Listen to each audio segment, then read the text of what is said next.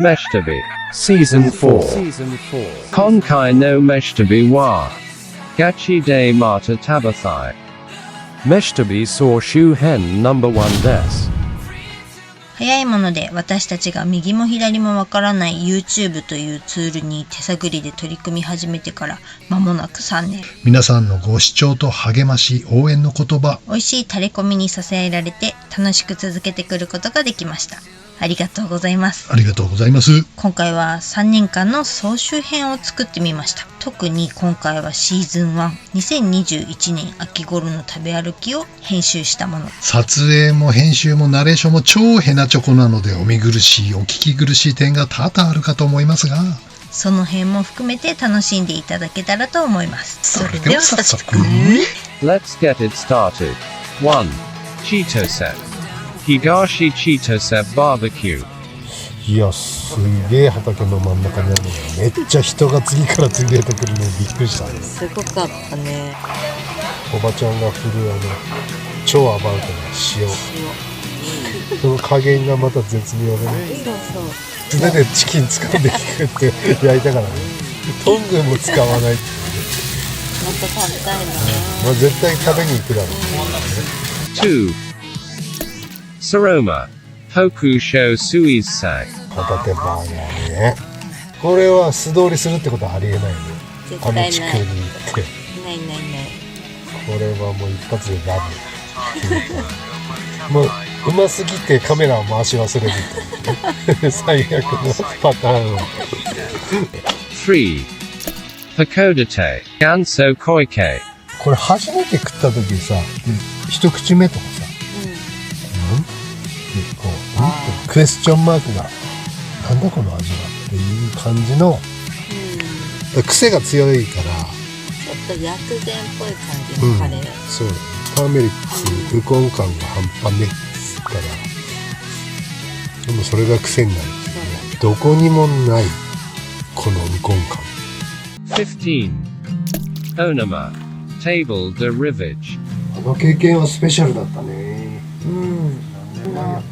函館大沼がこんなに綺麗だなんてびっくり。こ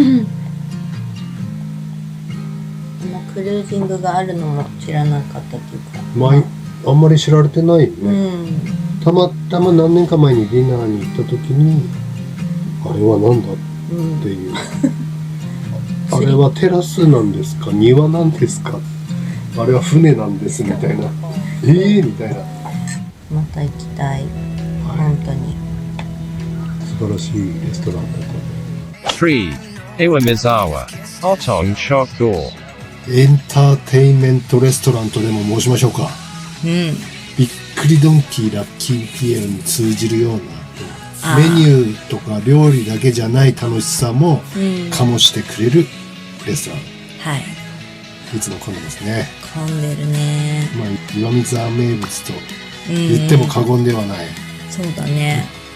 なんかあんかけのラーメンやら焼きそば、あんかけ焼きそばが人気な感じだけども、はい、僕のためにあるみたいな店じゃないですか。このカツカレーセットって何ですか。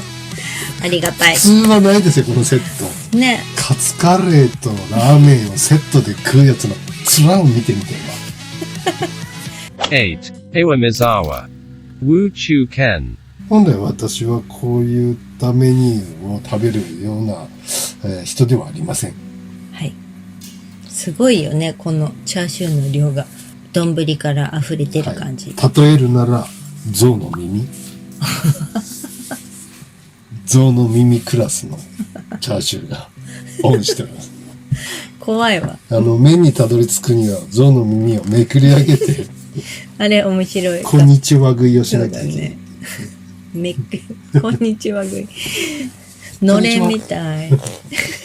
9. Mikasa Manpuko Shokdo 超アットホームだったね。いやー、いい雰囲気でした。まさかのお母さんが我々の初見の我々のテーブルで休憩していくという。いやー、もう腰痛いわ。もう疲れたって言ってた。なんとも言えないいい味出してるお母ちゃんだったね。いい可愛いお母ちゃんだったね。また会いたいわ。10. Iwamizawa. Ajino Ichi Rei. どうやらこれはね、千歳の名店が復活オープンしたお店のようですよ。千歳時代からも、愛されるお店だったらしい。そんな行列できてたのかどうかは知らないけど、今は、ものすごい行列です。はい。びっくりしますよ。岩見沢の岩見沢でも外れにあるからね。街中ではないもんね。もう裏ずーっと畑みたいなところにあるのに、すごいお昼時になると車の台数止まってます。歩道やらの農地やらいろんなところに車が止まって。そんなに、いいのそんなに止めちゃって。カルチャーショックでしたね。すごい。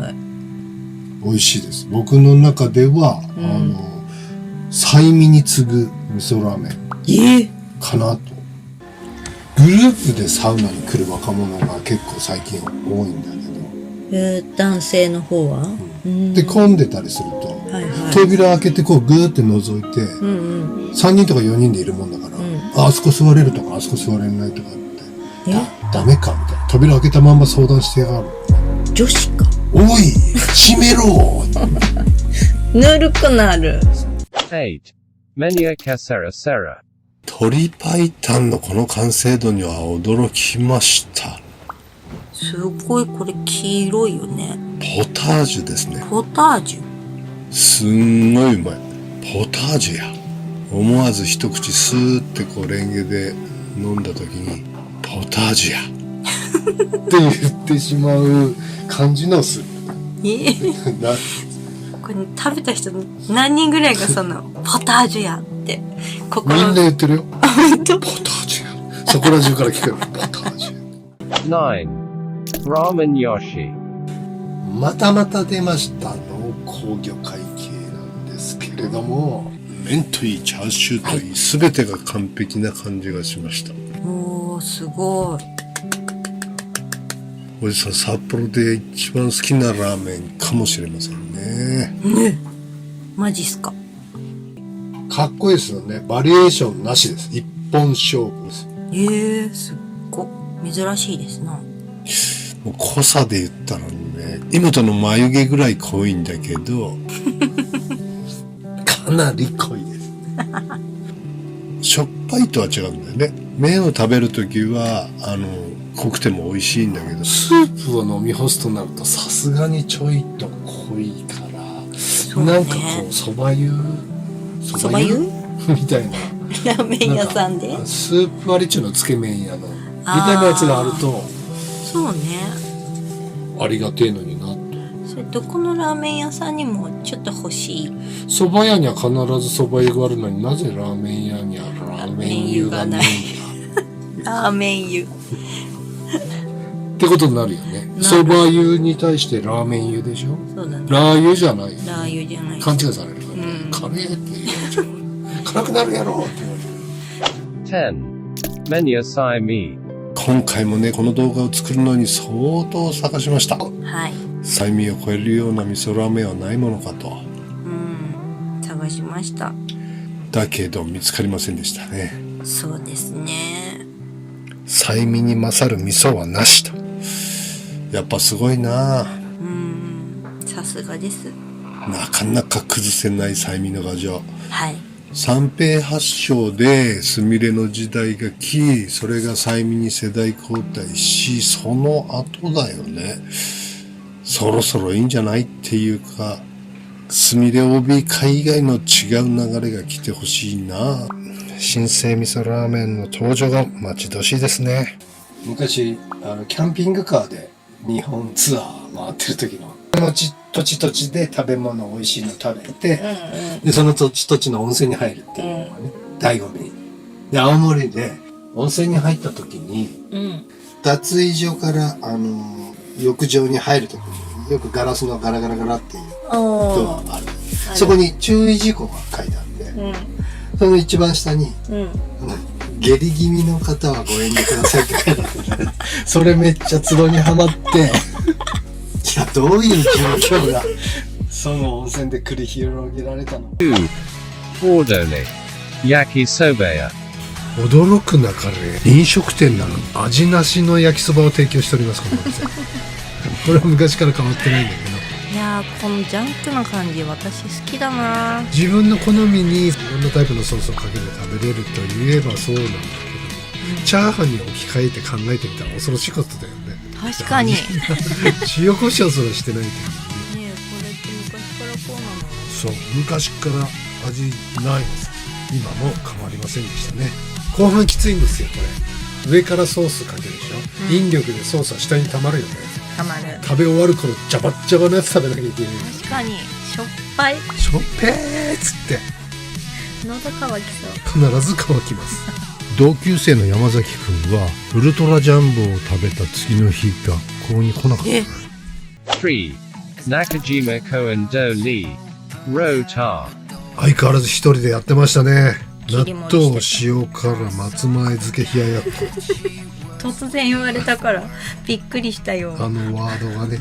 定食に小鉢がついてきて、それを4種類の中から選べるという話なんだけど、そういう説明もあのマスター一切してくれないから、唐突にね。ちょっと眉毛しかめながら納豆松前漬け塩辛冷ややっこ言いながら歩み寄ってくるんで何ですかって普通に聞き返しちゃいますね。マスター1回か値上げした？安すぎる。ナポリタン450円ってありえないんだけど。ありがたい。食後のコーヒー120円。120円。知ってた？学割でナポリタン400円って。頑張るわマスタ素晴らしい。ー。マスターありがとう。 6. All Around Sapporo. Miyoshino. もう三好野はもう子供の頃からあって当たり前だったんで、なんかソウルっていう感じすらしない感じだけれども。それがソウルなんじゃない？で札幌出て初めて分かる話でしょ。ああ、そう。札幌に来て初めては。函館の人間がラッキーピエロは世界中にあると思ってたっていうそれはちょっと熱極端だよ。いやでもやっぱり札幌といえば三好の。若い頃給料前になんでこの餃子カレーのお世話になったことでしょう。当時200何十円かだったと思うんだけど。安い。いや久しぶりに食べたけど美味しいですよね。下手なカレー専門店より美味しいカレーだと思う。俺いつからだガムくれなくなったよね。ガム？ 7. Sapporo Eki.